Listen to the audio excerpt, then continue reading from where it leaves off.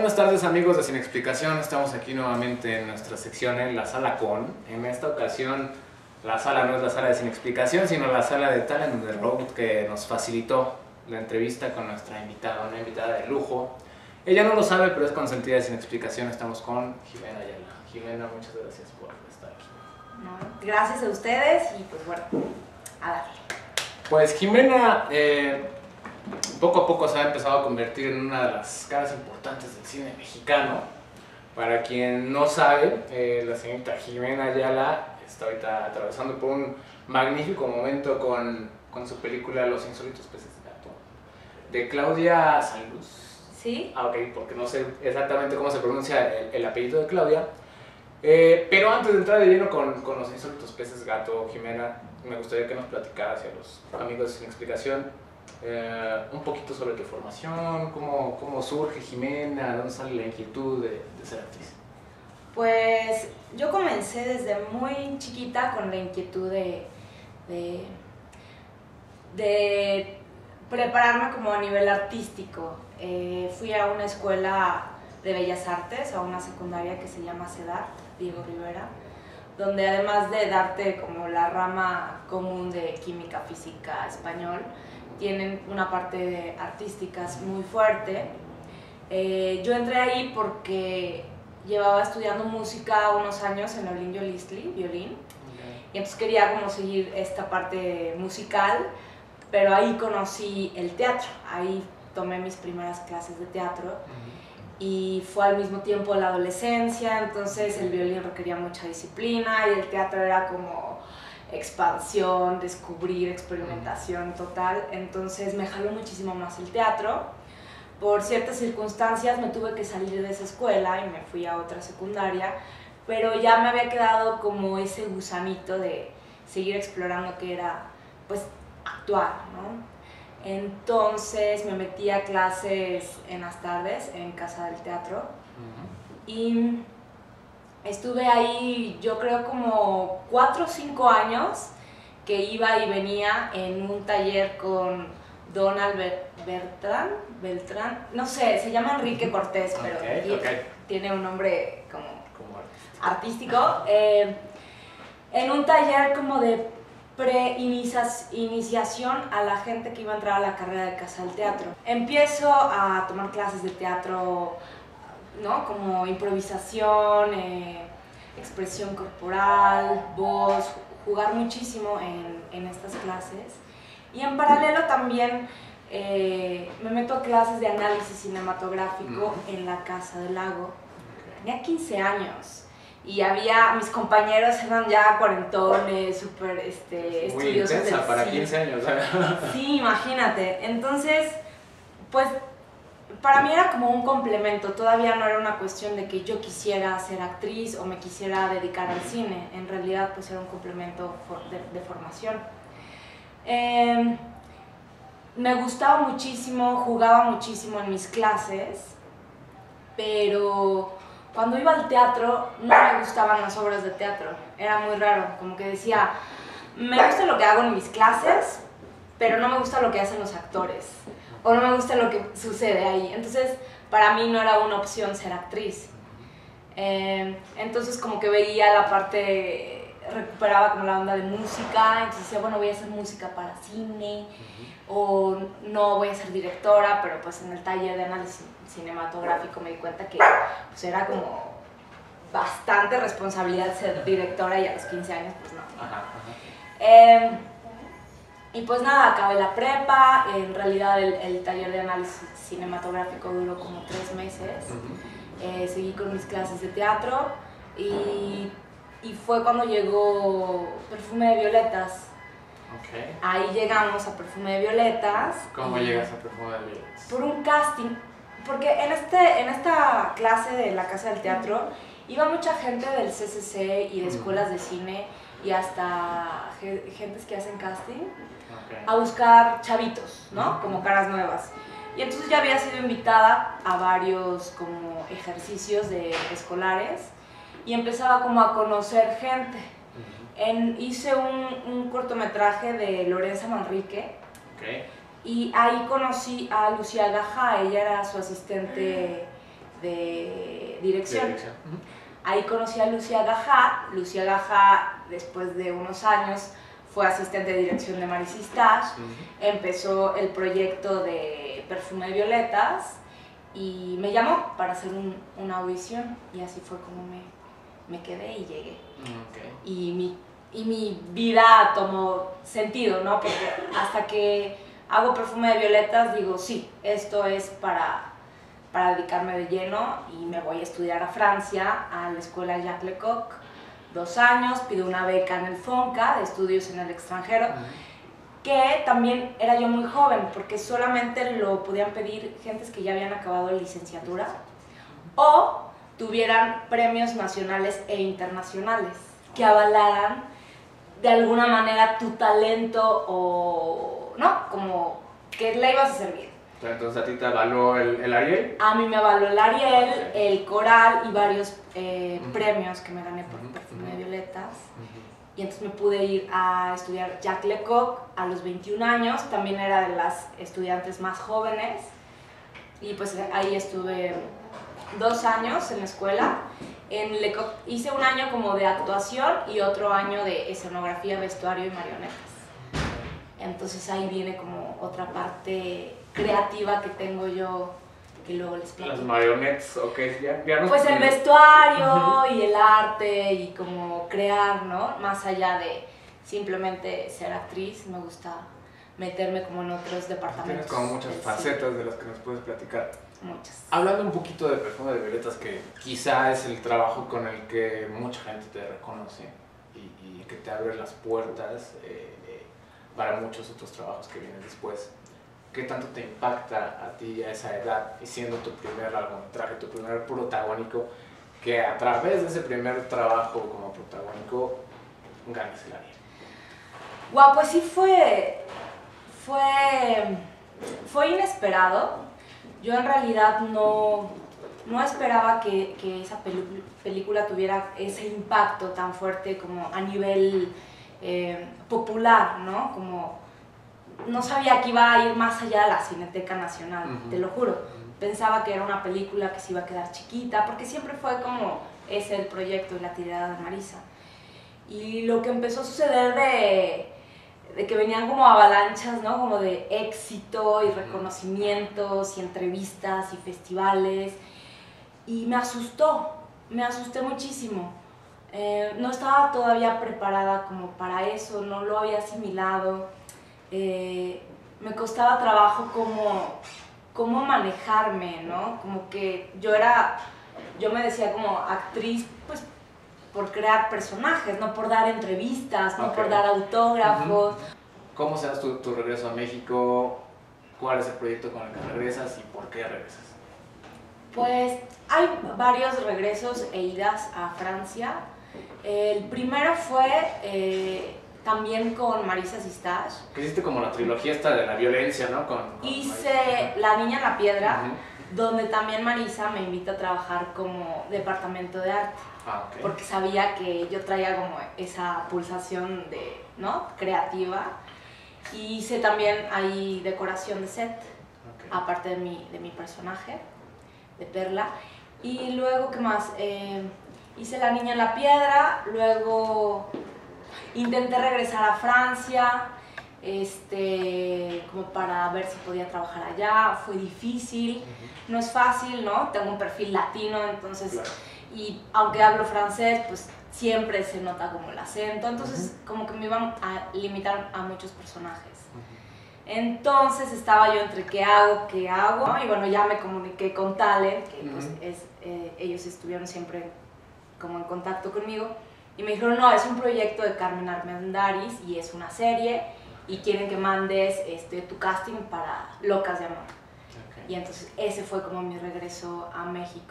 Después de Locas de Amor fue muy extraño porque no hice cine por mucho tiempo. Me llamaron para Capadocia, para hacer televisión, el personaje de una Mara Salvatrucha, en la segunda y tercera temporada. Y luego como que estuve como 2 años, 3 años sin hacer nada de cine, no aparecía como un guión interesante o no aparecía un personaje que quisiera que lo encarnara, o los productores no estaban convencidos que fuera yo, no sé, ¿no? Pero por 3 años más o menos no hice cine. No llegaba y yo decía, bueno, ¿qué hago? ¿No? Porque si hay una cosa de que sientes que, pues no sé, de miedo, de que si va a llegar. ¿En qué momento vas a retomar? ¿En qué momento vas a retomar? O si ya no va a haber ningún proyecto para ti, ¿no? Eso sucede, creo que en esta empresa de ser actor y de buscar proyectos como interesantes con carnita y demás. Y pues sí, o sea, pasé como una época bastante fuerte, fue difícil para mí, hasta que me topé con el guión de Los insólitos peces gato, que fue así como un guante. Okay. Y que llegó justo en el momento en el que tenía que llegar y yo estaba ahí dispuesta y fue como se pusieron las piezas, ¿no? Justo en el momento y pues bueno. Sí. Estamos hablando de Villa Itinerario de una Pasión, de Diente por Diente y de Los insólitos peces gato, que tienen en común que no son proyectos comerciales. Entonces me gustaría que nos platicaras cómo eliges tú un proyecto, ¿no? Si es casualidad o si es que tú realmente estás interesada en un tipo de cine o en un tipo de personaje más allá de un tipo de cine. No es que sea ni casualidad ni que yo esté cerrada a solamente proyectos de cine, de arte o de festivales, porque sí lo he intentado, la verdad he intentado entrar como a un cine más comercial y pues no se ha dado. Va a llegar en el momento en el que tenga que entrar, ¿no? Pero sí hay algo que me gusta como olfatear en cada proyecto en el que estoy, que es que hablen de algo o de una preocupación de la cual yo comparto, como esa poética o esa narrativa o el por qué, la importancia de por qué hablar de una monja con desórdenes alimenticios, o por qué hablar de una familia que se va en medio de un desierto, también por un papá súper, ¿cómo se dice?, fanático religioso, ¿no?, en la época de los cristeros. Hay siempre como un trasfondo como muy humano, ¿no?, como de reflexión, pues de darle voz a esos personajes que tienen cosas que decir. También, por ejemplo, en Capadocia, para mí ha sido uno de los personajes con los que más me he divertido y a los que más le tenía miedo justo por a dónde me iba a meter, ¿no? Con los maras. Claro. En la investigación para mí era como de, híjole, qué difícil, ¿cómo voy a encarnar a este personaje sin juzgarlo? Porque pues viven una realidad tremenda y lo que hacen pues está cañón, ¿no? Viven, o sea, es vida loca y viven al momento y entonces era meterme como en energías muy oscuras y muy dolorosas de la humanidad, ¿no? De por qué reaccionar tan violentamente y tan así. Pero bueno, o sea, es trabajar con el ser humano, eso es lo que me gusta. Y yo creo que justo ayer hablaba con un amigo que hace telenovelas y le digo, me gustaría hacer una telenovela porque yo creo que como actor no importa el género en el que estés haciendo el proyecto, sino me gustaría ver de qué manera Jimena Ayala se involucraría con un personaje de esas dimensiones, ¿no? Porque yo casi siempre trato de hacer personajes como polidimensionales, no es la mala o la buena, ¿no? ¿Y qué puede ser como con un ¿qué personaje pasaría de ese tipo, si ¿no? hago Que de como repente un... está medio estereotipado? Ajá, con el estereotipo de la amiga o de la bonita o de la mala. ¿Qué pasaría conmigo? O sea, la verdad sí me dan muchísimas ganas de hacer proyectos así. Y llegan Los insólitos peces gato, que independientemente del éxito que está teniendo, pues es un proyecto muy peculiar, ¿no? La historia, que es una historia real, que está basada en la directora. Platícanos sobre Los peces gato, para quien no haya visto todavía Los insólitos peces gato, tienen que verla, de verdad. Tienen que verla. Trata de una joven que está muy sola, muy sola.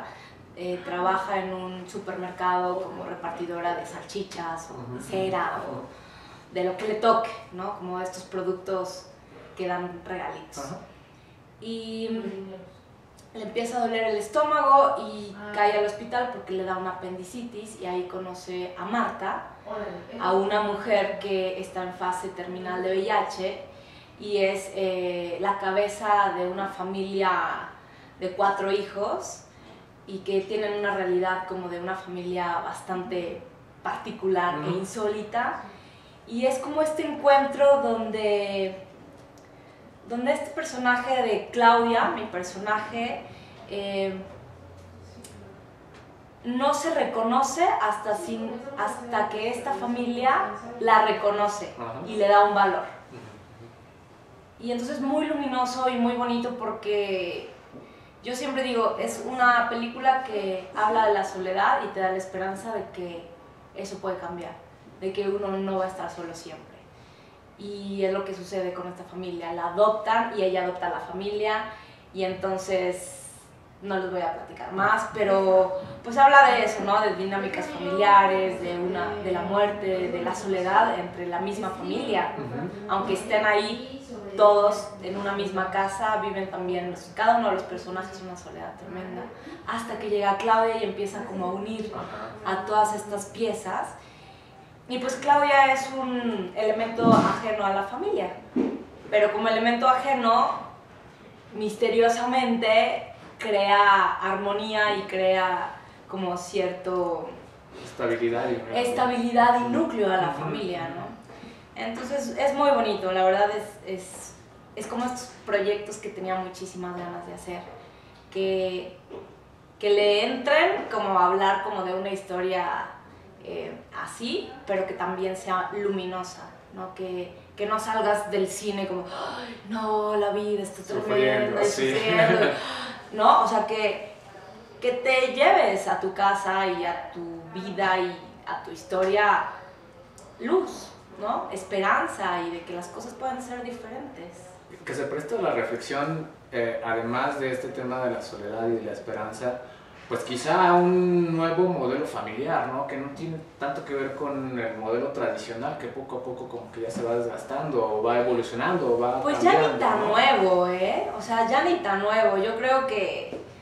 Y yo me identifico mucho como con Claudia porque, o sea, yo en mi infancia de repente mandaba a volar a mi familia y mis amigos se volvían mi familia, o las vecinas se volvían como mi familia de la tarde, ¿no? Con quien me iba a ver la tele, o hasta me invitaban a comer, y bueno, yo ya estaba ahí como parte de esa familia que de alguna manera me compartían su tiempo, su espacio, su fruta, o sea, y pues así es. En una conferencia de prensa de Morelia justo decía que uno va escogiendo como a su propia familia en el camino, porque te identificas con cosas. A veces tu misma familia no tiene tanto que ver contigo, ¿no? Y así es, y está bien, o sea, no está mal, no está mal, no porque seas familia te tiene que caer bien tu hermano, pues no, igual así es, pero igual entablaste una relación increíble con una amiga y a ella es a la que le cuentas todo, ¿no? Y pues sí, uno va como generando familias en el mundo.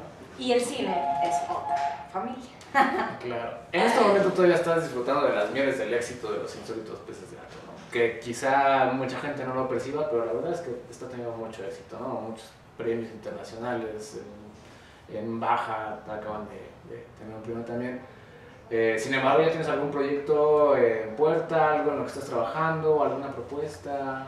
Pues ahorita voy a hacer, sí, tengo como un proyecto que voy a realizar a final de año, y tengo proyectos míos, proyectos personales. Okay. Te platicaba lo de Yo también soy Marilyn, que es una serie de internet que comencé hace un año con una beca del FONCA. ¿Actúas tú o la produces? Yo produzco y escribo, coproduzco y coescribo con Ruby Castillo y Amaranta Ruiz. Ah, ok. Amaranta Ruiz es coescritora también y es actriz dentro de la serie. Dentro de estas idas y venidas de hay trabajo, no hay trabajo, yo soy una persona muy inquieta y entonces no puedo estar como sin hacer nada. No, me vuelvo loca. Y entonces tuve como un periodo largo de no trabajar y dije, bueno, tengo que generar mis proyectos, no puedo estar esperando a que me hablen o lo que sea. Entonces empecé a escribir una serie para internet. Dije, bueno, no voy a escribir un guión porque pues tampoco tengo la preparación y bueno, levantar una película está difícil. Y me aventé como a hacerlo a internet. O sea, ahorita creo que el internet es un portal y una ventana que va más allá de México. De hecho, el 40% de nuestro público es internacional. Nos ven en Colombia, en Perú, en Canadá, en Estados Unidos, en España. Entonces, para mí era como importante seguir creando. ¿Hay un canal? Perdón. Hay una página de internet que se llama www.yotambiensoymarilyn.com. Y están subidos en plataforma de YouTube. No dejo el proyecto, o sea, generamos 8 capítulos, pero ahorita estamos buscando financiamiento para poder producir más, porque nos fue muy bien. Es comedia, es una familia que llega al DF porque Esperanza, mi personaje, quiere ser cantante famosa, quiere ser una estrella pop, y entonces queda preseleccionada en un concurso de talento.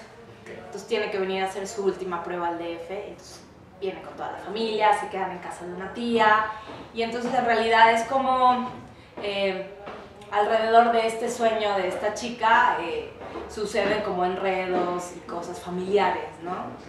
Y hay encuentros con artistas, sale Denise de Belanova, que le da tips a mi personaje.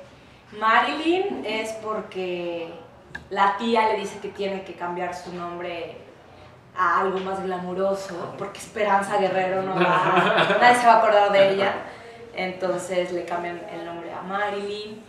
Y pues bueno, retrato un DF muy colorido, muy amable, muy ameno, ¿no? Nos subimos al metro, vamos al centro, el hermanito de Esperanza es como la contraparte de Esperanza y de la mamá, que es como un chavito super nerd que él lo único que quiere del DF es ir al Museo de Antropología e ir a conocer todos los monumentos porque sueña con ser presidente, ¿no?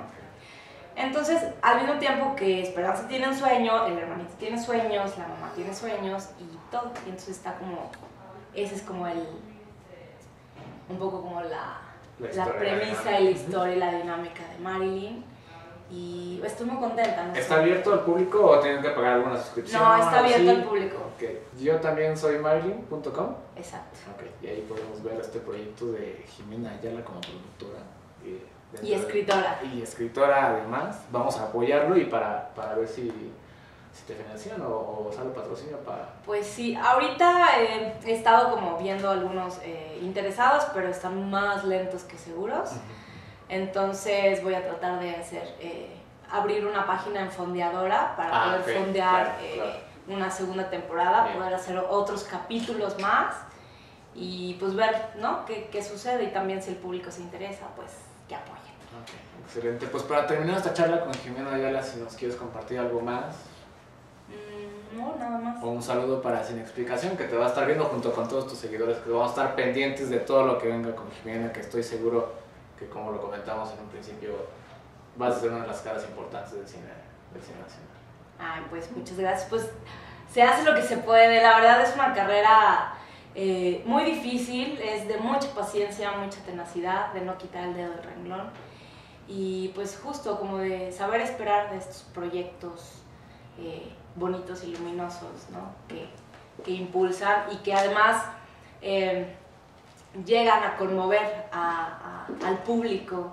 Para mí desde el principio, desde que empecé a ser actriz, una de las preocupaciones o mi misión era conmover. Más que entretener, conmover.